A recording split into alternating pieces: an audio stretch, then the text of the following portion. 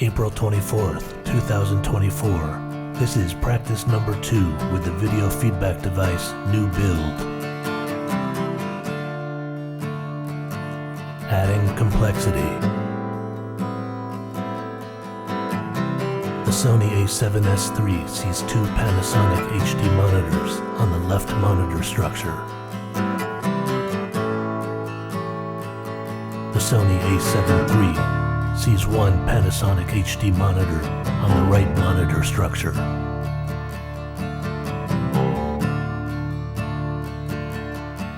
Two simultaneous video feedback loops linked together.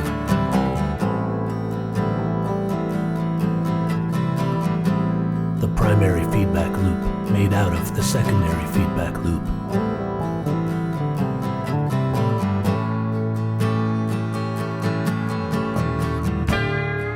The third camera sees the front rotating HD monitor. Feedback made of feedback.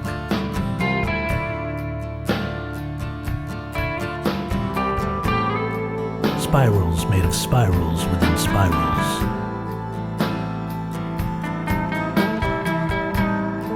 Light communicating with light.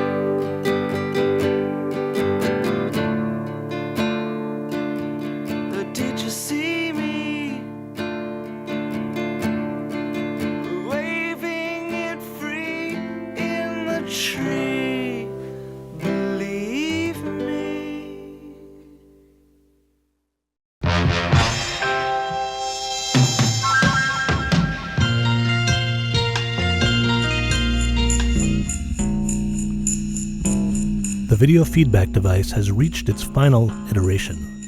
I've said that before, but I think I've achieved perfection. This will be a description of what it does and a history of its evolution. The device is constructed of maple and mahogany wood. This mahogany strip is not inlaid, but a piece of mahogany is sandwiched between two pieces of maple, and then the pieces were glued together. To make the curved pieces, like the arch here, or the arms that hold the viewing monitors, these sandwiches of maple and mahogany were cut out using a CNC router. That's computer numerical control, and this technology has been around since the 50s. The legs are also a maple mahogany sandwich, glued together, then cut with this fancy miter gauge to get the angles just right. And the 4x4s were also made by gluing pieces of maple together. All the wood was bought rough cut, which is a much cheaper way to go, and then put through the jointer and the planer. A non-computer controlled router was used to make the dovetails for the box that holds the front rotating monitor. For the finish, I used shellac flakes dissolved in 190 proof food grade alcohol. Shellac comes from the little lac bug in India. They live on trees and eat the sap and secrete this sticky resin, so it's only appropriate that it goes back onto wood. It's been used as a finish for thousands of years and is also used in the candy industry as a coating. It's completely edible, so feel free to lick the device all you want without worrying about toxic chemicals. It's been 1 year since I first started this maple mahogany build of the device, and originally I had wooden dowels going through aluminum tubes. This was an aesthetic improvement over the wooden dowels going through PVC tubing of the previous iterations, but I was never satisfied with the ease of movement of the dowels through the tubes. It just was not smooth enough and tend to be kind of sticky. It also required a lot of lubrication, which could get gooey and gloopy and pretty messy. Recently I replaced the wooden dowels with these hardened anodized aluminum shafts, and I was using these iGlide plastic bearings. There was a huge improvement from before. The movement was just so much smoother, but it wasn't perfect. From a standstill, there was a little bit of a stick to get it moving, and when you're doing video feedback, that's definitely something you don't want.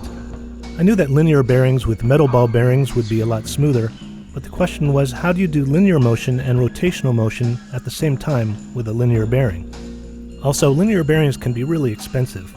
After a lot of experimenting, I came up with an idea, and I found someone on eBay selling a lot of 4 of them, exactly how many I needed, for just $99.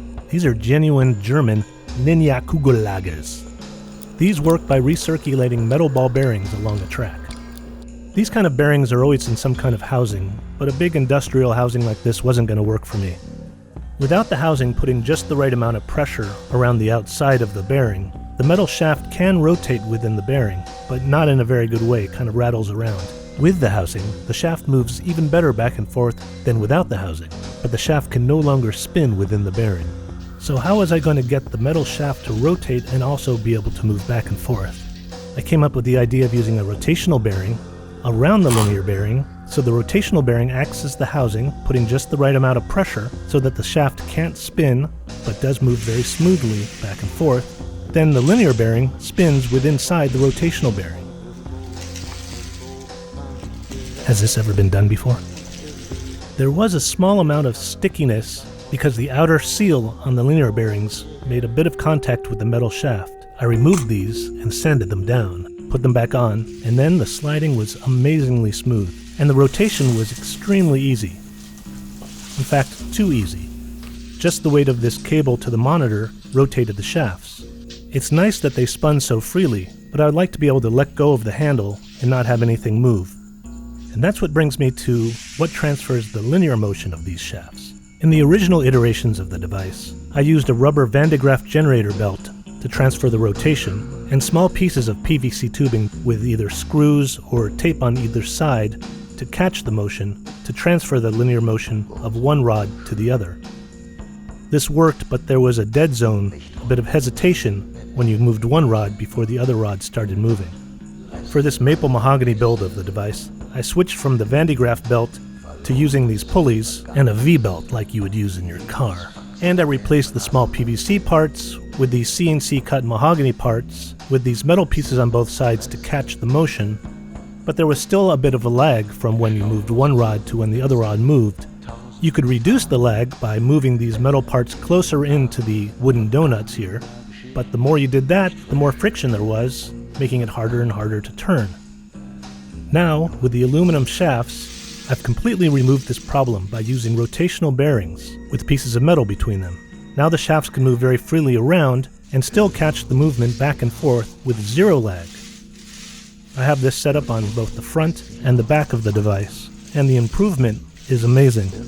But this brings me back to there's not enough friction, and I fixed that by putting a thicker grease into these rotational bearings.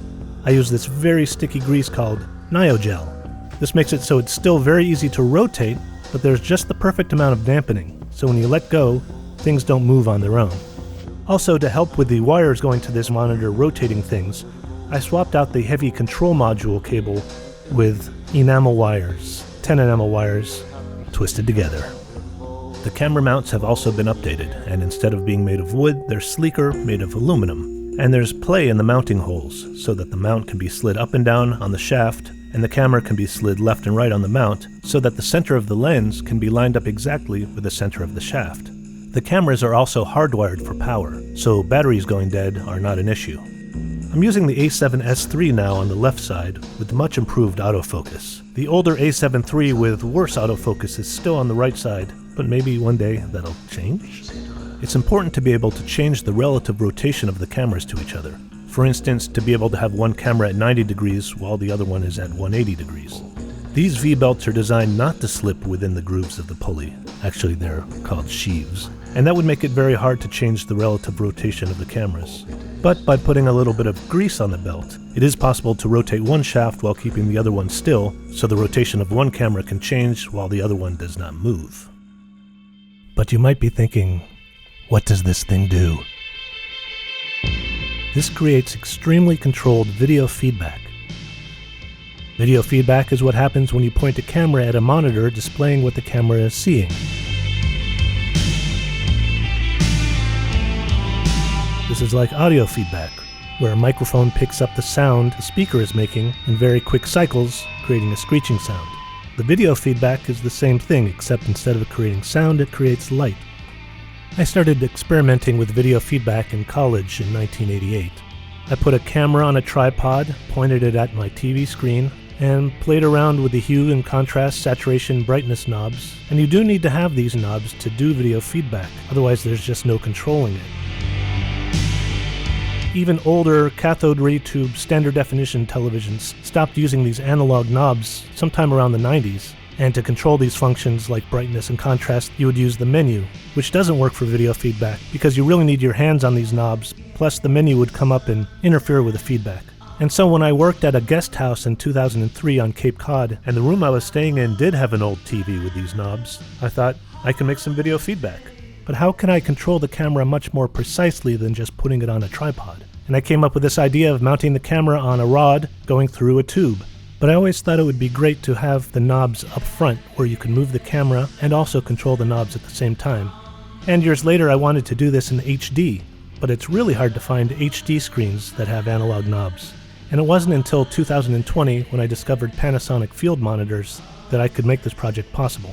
These monitors were designed to be used on set during production, and when they first came out maybe a decade ago or so, they were a few $1,000s. But now you can get them on eBay for a couple $100. And the great thing about these is they have a separate control module with these analog knobs. So all I had to do is extend the cable to bring those knobs forward so I can control them as I move the camera. I also wanted to not just make video feedback, but make video feedback fractals. And I knew you could do this using a mirror in front of the screen, but I thought there might be a better way of doing this, and I found this post from 1997 from Peter King on Sweet and Fizzy. This uses a piece of glass at a 45-degree angle between two monitors. I used this method, and the 2020 iteration of the device has just one camera and the two HD monitors at right angles to each other with a sheet of 50/50 teleprompter glass between them. This allows 50% of the light from the back monitor to go through the glass and 50% of the light from the bottom monitor to be reflected in the glass. These two images combine with each other and create video feedback fractals.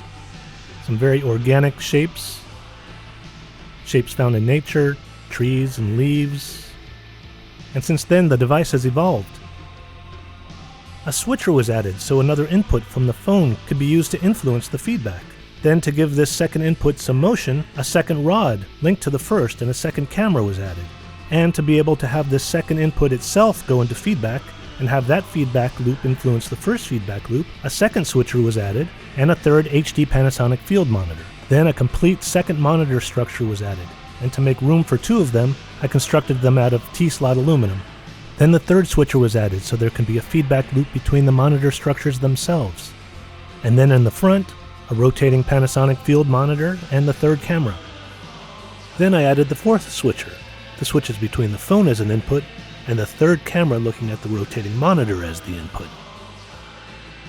So here's the device.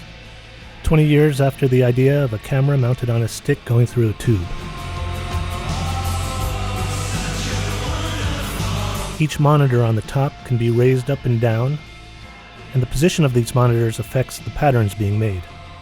And the lower monitors can be slid back and forth, and they can also be rotated 180 degrees. The monitor control modules are here. This is where you change the hue, brightness, saturation, and contrast for each one of the monitors. The rotating front monitor's control module is here. Each monitor has two inputs being used, and you also use the control module to set those inputs. Input 1 on each monitor will see a camera directly. Input 2 will see one of the various switchers, and the switcher has the option of either seeing the camera or seeing something else. This allows something else to be mixed in with the feedback. Each one of the switchers uses one of these buttons to switch between the camera input and another input. You can also use these foot pedals to do the same thing. Switcher 1 switches between the output of the camera on the left and the output of what's happening on the right monitor structure. Switcher 2 switches between the output of the camera on the right and the output of switcher 3. Switcher 3 switches between the output of what's happening on the left monitor structure and the output of switcher 4. And switcher 4 switches between the output of the phone and the output of the front camera, which is looking at the rotating monitor. As you might imagine, there are a lot of wires, converters, splitters, power cords, making this all happen. And that's all hidden inside the platform. And the maple slats can be removed and the two halves of the platform folded up with everything remaining connected, so things don't have to be rewired when the device is moved from place to place. So you might not have caught this, but in all these permutations and combinations, there's a setting where the output of the monitor structure on the left is seen on the monitor structure on the right, and the output of the monitor structure on the right is seen on the monitor structure on the left. And this creates a feedback loop between both monitor structures, creating a sort of an infinite within the infinite. I can demonstrate a very simple version of this by turning down the lower monitors and putting the device in this configuration, and here you see what I'm doing on the right side can be seen on the left side, and what I'm doing on the left side can be seen on the right side. But things can be made even more complicated. Here I've turned up the lower monitors and changed the position of the monitors a bit, and so now you have one shape on one side and one shape on the other, but really what's happening is one shape is making the other while the other is making the first. And you can see what I'm doing on one screen affects the others, and what I'm doing on the other screen affects all the others, and the other screen affects all the others, and the fourth screen also affects all the others. So now each setting on each monitor affects everything else. This can get out of hand really quickly, but when controlled just right, some amazing and surprising things can happen.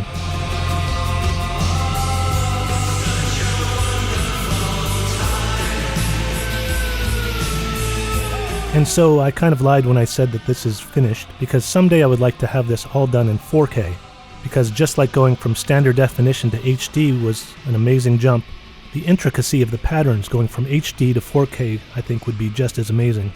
Unfortunately, it's just not possible to do this in 4K, because you need monitors with those knobs, and there really aren't 4K monitors with analog knobs. If someone knows where to find something like this, let me know.